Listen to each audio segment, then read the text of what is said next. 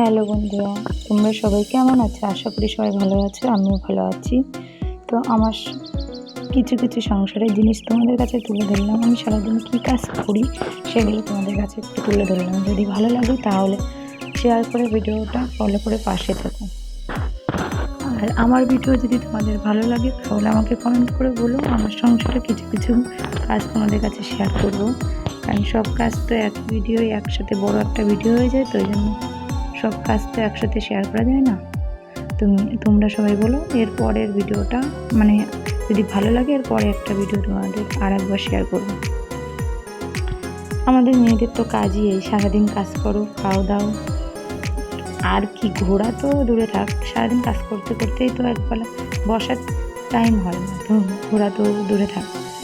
এই যে সারাদিন আমাদের যা কাজ, ঘর পরিষ্কার করা, ঘর মোছা, উঠোন ঝাড় দেওয়া, তার উপরে ছেলে দুটো বাচ্চা আছে, যে বাচ্চা দুটোকে সামলানো, বাচ্চাদের পিছনেও তো একজনকে লাগে।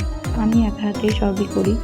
আমার বাচ্চাদেরকে দেখা, স্কুলে যাওয়া, স্নান করানো, ওদের খাওয়া দাওয়া, তার উপরে আমাদের সংসার রান্না বান্না সব একই হাতে, পুজো আশ্রা দেওয়া, তার উপরে যদি তোমার অনেক কিছু গরু ছাগল সবই আছে, সেগুলো দেখা সব একা হাতেই আমি করি। তো সেগুলো আরেকটা ভিডিও তোমাদেরকে দেখাবো। এই ছোটো একটা ভিডিও তোমাদের কাছে শেয়ার করলাম।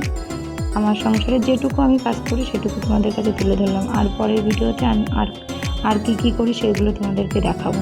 যদি আমার এই ভিডিওগুলো তোমাদের ভালো লেগে থাকে আমাকে কমেন্ট করে বলো, আমি তোমাদের অবশ্যই দেখাবো। দেখো আমার ছোটো ছেলে আমার পিছন পিছন ঘুরছে, আমি কাজ করছি, যে মা খাবার দাও, খাবার খাবো। ও খাবার চাচ্ছিল, সেটাই আমার পিছন পিছন ঘুরছিল। আমি ওকে খাবার দিয়ে এই আমার থালা করা মাঝতে বসে গেলাম। এবার থালা টালা মেজে স্নান ওদের খাইয়ে দাইয়ে স্কুলে পাঠিয়ে দেবো। তারপর আমার কাজ, আমি স্নান করে পুজো টুজো দিয়ে আর কাজ, তারপর আবার দুপুরে রান্না চলে আসবে, অনেক কাজ।